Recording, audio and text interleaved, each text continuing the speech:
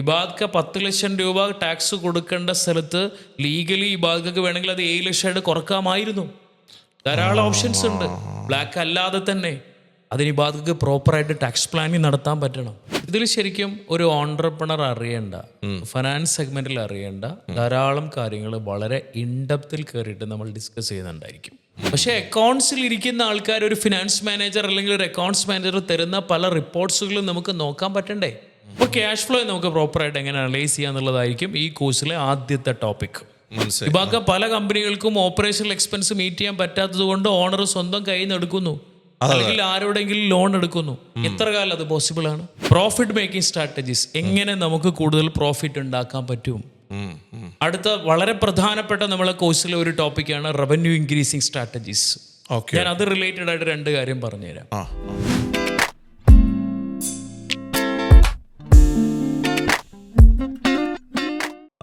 നമ്മൾ പലപ്പോഴും CGA നമ്മുടെ പോഡ്കാസ്റ്റ് നമ്മൾ ഇൻട്രൊഡ്യൂസ് ചെയ്യുമ്പോൾ നമ്മുടെ സുഹൃത്തുക്കൾ മറന്നു പോകുന്നൊരു കാര്യമുണ്ടോ എന്നൊരു സംശയം. അത് ഇന്നത്തെ ഒരു സബ്ജക്റ്റ് അതിനെക്കുറിച്ചാകാം.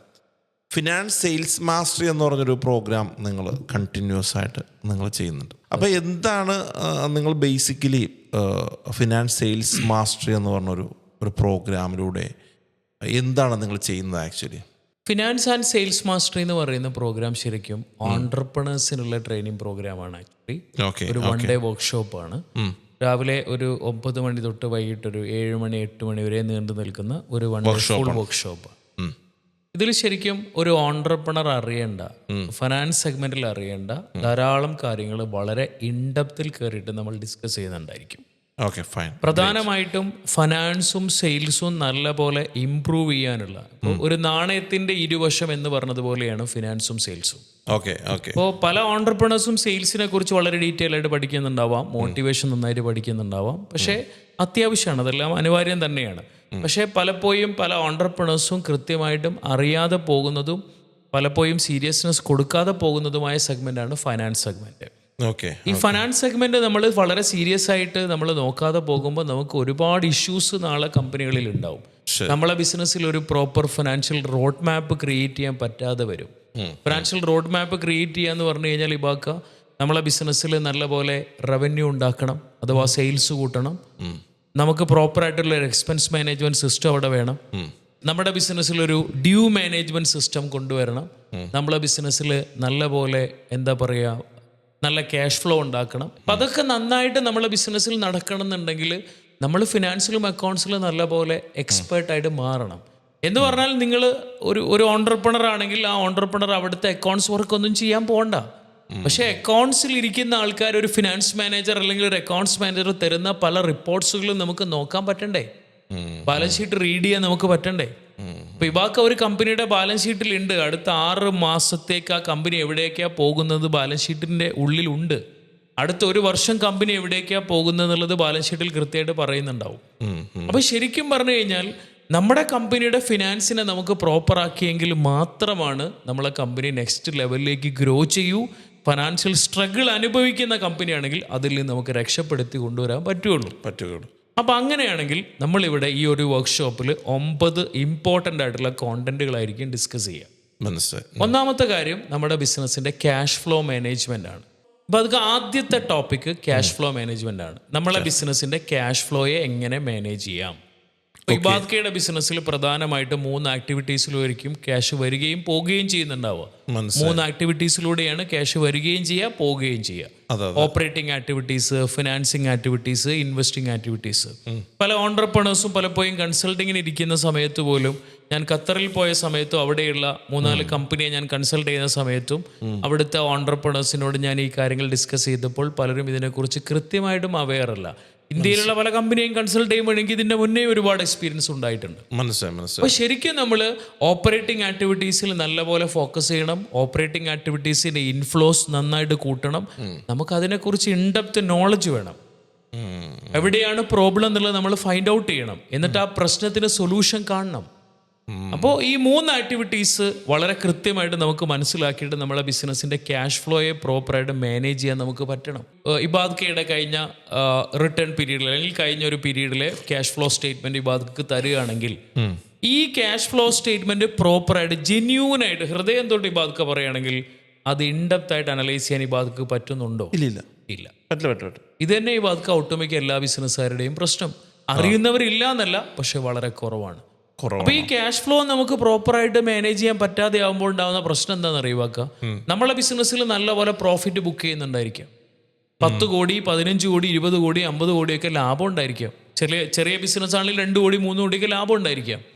പക്ഷെ അത്രയും ലാഭം ഇബാദ്ക്കയുടെ കയ്യിലില്ല, ഇബാദ്ക്കയുടെ ബിസിനസ്സിലില്ല, ഇബാദ്ക്കയുടെ ബാങ്ക് ബാലൻസിലില്ല, കമ്പനിയുടെ അക്കൗണ്ടിലില്ല. എവിടെ പോയി cash? Profit and loss account നമ്മൾ എല്ലാ മാസവും നോക്കേണ്ട യാതൊരു കാര്യവുമില്ല, അതിൽ പ്രത്യേകിച്ച് ഒന്നുമില്ല. നമ്മൾ നോക്കേണ്ടത് നമ്മളെ ബിസിനസിന്റെ ക്യാഷ് ഫ്ലോ പ്രോപ്പർ ആണോ, ക്യാഷ് ഫ്ലോ സ്റ്റേറ്റ്മെന്റ് നമുക്ക് അനലൈസ് ചെയ്യാൻ പറ്റണം. അപ്പോൾ ക്യാഷ് ഫ്ലോ നമുക്ക് പ്രോപ്പറായിട്ട് എങ്ങനെ അനലൈസ് ചെയ്യുക എന്നുള്ളതായിരിക്കും ഈ കോഴ്സിലെ ആദ്യത്തെ ടോപ്പിക്. രണ്ടാമത്തെ കാര്യം ഇബാക്ക വർക്കിംഗ് ക്യാപിറ്റൽ മാനേജ്മെന്റ് ആണ്. അതായത് ഇബാദ്ക്കയുടെ ബിസിനസിന്റെ ഡേ ടു ഡേ ഓപ്പറേഷൻസിന് ആവശ്യമായിട്ടുള്ള ഫണ്ട് അവിടെ കണ്ടെത്താൻ പറ്റുന്നില്ല. മാസാമാസങ്ങളിൽ നടക്കുന്ന എക്സ്പെൻസുകൾ മീറ്റ് ചെയ്യാനോ ഷോർട്ട് ടേം ഒബ്ലിഗേഷൻസ് മീറ്റ് ചെയ്യാനോ ഫണ്ട് ജനറേറ്റ് ചെയ്യുന്നില്ല. ഇബാക്ക പല കമ്പനികൾക്കും ഓപ്പറേഷണൽ എക്സ്പെൻസ് മീറ്റ് ചെയ്യാൻ പറ്റാത്തത് കൊണ്ട് ഓണർ സ്വന്തം കയ്യിൽ നിന്ന് എടുക്കുന്നു, അല്ലെങ്കിൽ ആരോടെങ്കിലും ലോൺ എടുക്കുന്നു. എത്ര കാലം അത് പോസിബിൾ ആണ്? നമ്മളെ കോർ ആക്ടിവിറ്റീസിലൂടെ നമ്മളെ ബിസിനസ്സിലേക്ക് ഫണ്ട് കൊണ്ടുവന്നുകൊണ്ട് ബിസിനസിന്റെ ഡെയിലി ഓപ്പറേഷൻസിനെ മാനേജ് ചെയ്യാൻ ആവശ്യമായിട്ടുള്ള ഓപ്പറേഷൻസ് മാനേജ്മെന്റ് ഇഫക്റ്റീവ് ആക്കണം എന്നുണ്ടെങ്കിൽ ഇബാദ്ക്കയുടെ വർക്കിംഗ് ക്യാപിറ്റൽ മാനേജ്മെന്റ് പ്രോപ്പർ ആയിരിക്കണം. ഇബാക്ക പഠനം പറയുന്നത് കഴിഞ്ഞ വർഷം മാത്രം ഇന്ത്യയിൽ ക്ലോസ് ചെയ്തു പോയ മൊത്തം ബിസിനസ്സുകളിൽ 5% ബിസിനസ് സ്ഥാപനങ്ങൾ മാത്രമേ marketing issue, competition problem, pricing problem, legal issues, technology adopt ചെയ്യാൻ പറ്റാത്തതിന്റെ പ്രശ്നം, ഈ പറയുന്ന കാരണങ്ങൾ കൊണ്ട് ക്ലോസ് ചെയ്തു പോയത് 5% ബിസിനസ്സുകളേ ഉള്ളൂ.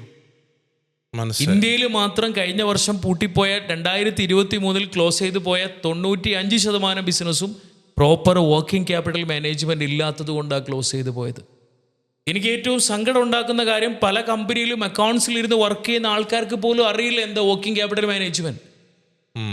ഇതും നമ്മളെ ബിസിനസ്സിൽ പ്രോപ്പർ അല്ലെങ്കിൽ എങ്ങനെയായി ബാധിക്കുക നിങ്ങളെ ബിസിനസ്സിനെ നല്ല രീതിയിൽ നിങ്ങൾക്ക് ഇഫക്റ്റീവായിട്ട് മുന്നോട്ട് പോകാൻ പറ്റുക?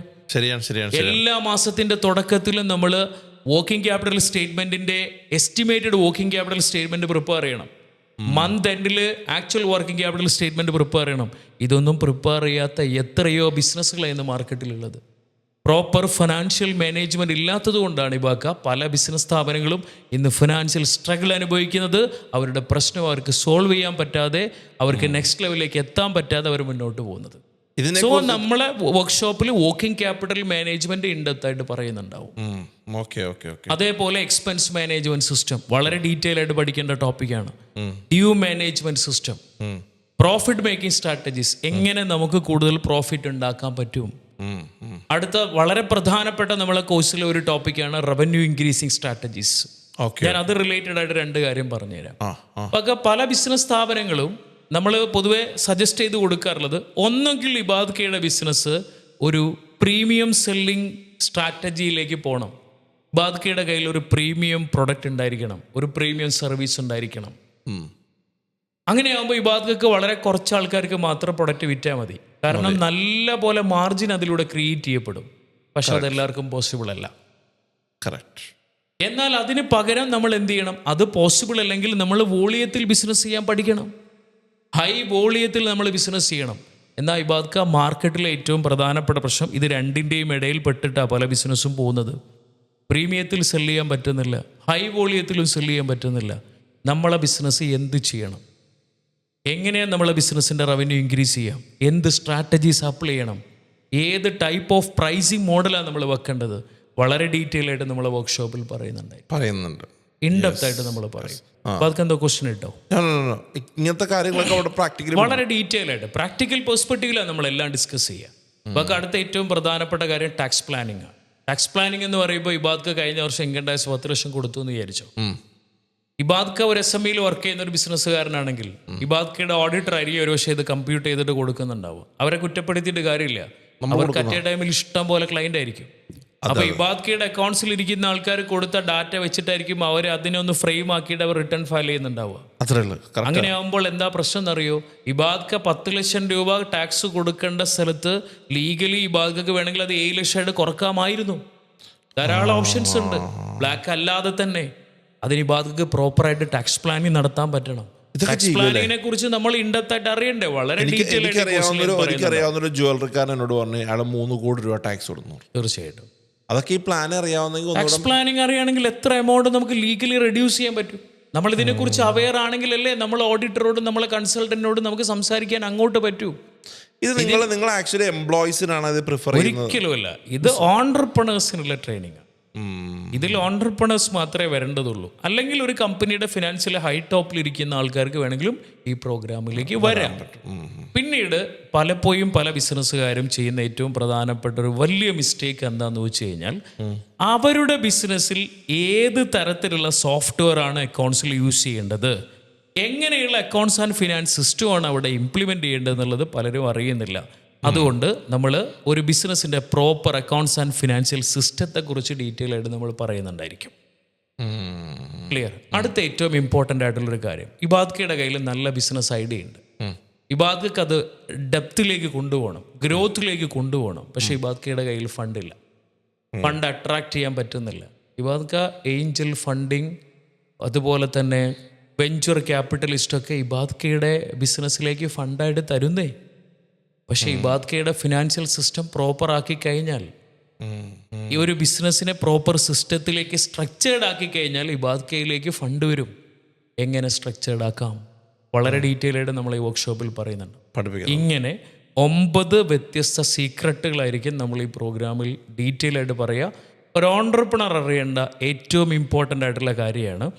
ഇബാദ്ക തന്നെ കേട്ടിട്ടുണ്ടാവും കഴിഞ്ഞ പ്രോഗ്രാമിലൊക്കെയുള്ള എക്സ്പീരിയൻസ് എന്ന് പറഞ്ഞു കഴിഞ്ഞാൽ പലപ്പോഴും സെയിൽസ് പഠിക്കാൻ ഓപ്ഷൻസ് ഉണ്ട്, മോട്ടിവേഷൻ പഠിക്കാൻ ഓപ്ഷൻസ് ഉണ്ട്. പക്ഷേ ഫിനാൻസ് എന്നൊക്കെ പറയുമ്പോൾ എൻ്റെ 16 വർഷത്തെ ഇൻഡെപ്ത് റിസർച്ചാണ് ഇവിടെ. എൻ്റെ 16 years എക്സ്പീരിയൻസാണ് ഞാൻ ഇവിടെ ഷെയർ ചെയ്യുന്നത്. അല്ലാതെ ഞാൻ പലപ്പോഴും യെസ് തീർച്ചയായിട്ടും ഓക്കെ. അപ്പോൾ നമ്മൾക്ക് ശരിക്കും സബ്ജക്റ്റിൽ ഊന്നിയ ടോപ്പിക്കാണ് നമ്മൾ പറയാം. റിയൽ കേസ് സ്റ്റഡീസാണ് നമ്മൾ ഡിസ്കസ് ചെയ്യുക. അപ്പം ഞാൻ ഒരുപാട് കമ്പനിയെ കൺസൾട്ട് ചെയ്യുമ്പോൾ അവരുടെ ഒരുപാട് എക്സ്പീരിയൻസുകൾ, ഒരുപാട് ഇഷ്യൂസ്, എങ്ങനെയാണ് ഇത് സോൾവ് ചെയ്യേണ്ടത്. അപ്പോൾ നമ്മൾ അങ്ങനെ ആവുമ്പോൾ ശരിക്കും നമ്മൾ അറിയേണ്ട, നമ്മൾ മനസ്സിലാക്കേണ്ട സക്സസ് ആയിട്ടുള്ള ബിസിനസ്സുകാരുടെ സക്സസ് സ്ട്രാറ്റജീസ് പഠിക്കണം. ഫെയിലിയർ ആയിട്ടുള്ള ബിസിനസ്സുകാർ എന്തുകൊണ്ട് ഫെയിലിയർ ആയി എന്നുള്ള കേസ് സ്റ്റഡീസ് പഠിക്കണം. ഇതെല്ലാം ഇബാദ്ക നല്ലപോലെ പഠിച്ച് ഫിനാൻസും സെയിൽസും ഒരു നാണയത്തിൻ്റെ ഇരുവശം പോലെ പഠിച്ചാൽ ഇബാദ്കയുടെ ബിസിനസ് 100% ഗ്രോത്തിലേക്ക് പോകും. അതാണ് നിങ്ങൾ പഠിപ്പിക്കുന്നത്? തീർച്ചയായിട്ടും. അതാണ് നമ്മുടെ വളരെ ലിമിറ്റഡ് ആയിട്ടുള്ള സീറ്റ്സ് മാത്രമേ ഉള്ളൂ. ഒരു സെയിൽസ് സ്ട്രാറ്റജി ആയിട്ട് അപ്ലൈ ചെയ്യല്ല. കാരണം എപ്പോഴും ഈ ടോപ്പിക്ക് പഠിപ്പിക്കുമ്പോൾ നമുക്ക് ഒരു പരിധിക്കപ്പുറം വോളിയൂംസ് കൂട്ടി പാർട്ടിസിപ്പൻസിനെ കൂട്ടി കോണ്ടന്റ് പഠിപ്പിക്കാൻ പറ്റില്ല.